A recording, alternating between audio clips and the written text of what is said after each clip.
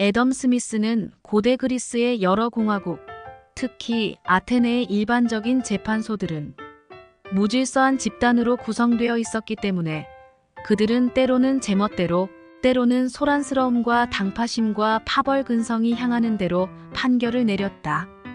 부당한 판결이라는 불명예도 그것이 500명, 1000명 또는 1500명에게 나눠지면 한 명 한 명의 개인에게는 그다지 무겁게 다가오지 않는 법이다. 이에 반해 로마에서는 중요한 재판소는 단 한 사람 또는 소수의 재판관에 의해 구성되었고, 특히 그 심리 과정이 언제나 공개되었으므로 성급한 판결이나 부당한 판결을 내리면 그의 평판은 큰 영향을 받을 수밖에 없었다. 그런 법정은 의심스러운 안건에서는 비난의 화살을 피하기 위해 자연히 같은 재판소나 다른 재판소, 재판관들의 판례나 선례를 방패막이로 삼았다라고 애덤 스미스의 국부론 제5편 제1장에서 말하고 있다.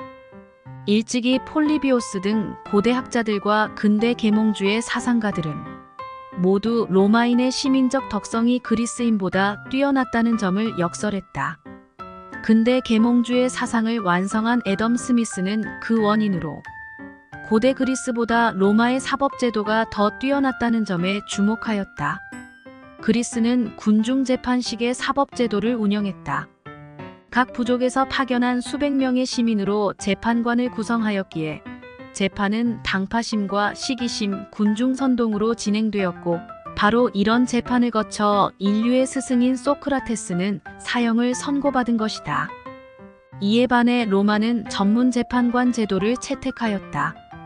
전문재판관은 자신의 명예를 지키기 위해서라도 선배 재판관들의 선례를 공부하여 법체계와 판례에 관한 지식을 축적하였고, 그 지식을 바탕으로 공정한 재판을 진행할 수 있었다. 법은 도덕의 최소규범이다. 따라서 그 공동체가 추구하는 가치를 공정하게 판별해주는 사법제도는 시민적 덕성을 키우는데 대단히 중요하다. 근대 계몽주의 정치 사상가들은 로마 공화정의 바로 이런 점에 유의하였다. 신분에서 해방된 평등한 시민이 만든 자유주의 공화국은 누리는 자유에 대해 책임지는 시민적 덕성이 중요하다. 근대 공화국은 모두 전문법관제에 의한 독립된 사법부를 두는 헌법을 채택하였다. 근대 공화주의의 주요 원리로는 헌정주의, 법의 지배, 권력 분립 원리를 들 수 있다. 헌정주의 원리란 공동체 인민들이 동의한 최고 규범인 헌법에 의해 임기가 제한된 공직을 복수의 정치 세력이 경쟁적으로 차지하는 원리라고 할 수 있다. 헌정주의는 특정 정치 세력이나 그 수장인 특정인이 권력을 독점하지 못하도록 하여 시민의 자유를 보장하자는 원리이다. 또 권력 분립의 원리는 국가기관을 서로 견제하도록 하여 법의 지배를 실질적으로 보장하자는 원리이다. 근대 공화주의의 세 가지 원리는 모두 법의 지배를 실질적으로 보장하기 위한 제도적 원리이다.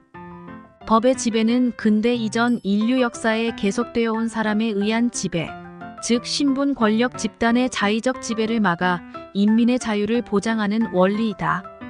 조선일보 2024년 6월 1일자 지면에 올려진 내용을 보면 새 특검법안은 민주당과 조국혁신당이 특검 후보 각일면식을 추천하고 대통령은 추천인 중 한 명을 임명하도록 했다. 수사 인력 100여 명을 투입해 최장 6개월 동안 수사하도록 해 통상적인 특검보다 기간을 늘렸다. 현행 한국 사법체계에 어긋나는 조항도 담겼다. 압수수색, 구속영장 발부 여부를 결정할 영장 전담 법관을 따로 지정해 달라고 요청하고 재판도 전담 재판부가 집중 심리하게 한 것이다. 문재인 정권 때 서울중앙지검장을 지낸 더불어민주당 이성윤 의원이 발의한 특검법 내용의 일부이다. 중립적인 변호사협회에 특검 후보자를 추천받지 않고 자기 당과 우호 정당만이 특검 후보자를 추천하도록 하는 자의적이고 불공정한 법안이다.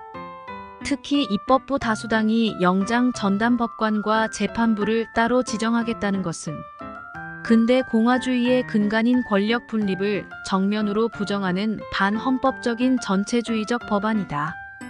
의회 다수파가 헌정주의나 권력 분립 원리도 무시하고 군중 재판을 기도하여 근대 공화국의 법치를 파괴하겠다는 것이다. 법치가 파괴되면 이 나라는 특정 정치 세력이나 그 수장이 국민 위에 군림하여 자의적으로 통치하는 전체주의 나라가 된다. 법의 지배 원리가 부정되면 민주공화국은 없어진다. 국회가 이런 법안을 통과시키면 헌법 수호자로서 대통령은 즉각 국회에 재해 요구를 해야 한다.